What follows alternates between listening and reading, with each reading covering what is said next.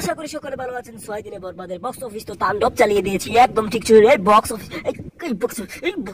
তাণ্ডব শুরু দিয়েছি বেটা, বক্স অফিস তাণ্ডব শুরু দিয়েছি। আমার তো না কই কি শুরু করছে বরবাদ এইটা। হ্যাঁ ওই দাড়ি মাগির টাইম নাই, এমন হয়তো এখনো 2 কোটি টাকা কামাতে পারে না। আর এখানে বরবাদ 23,54,00,000 টাকার ঘরে ঢুকে গেছে।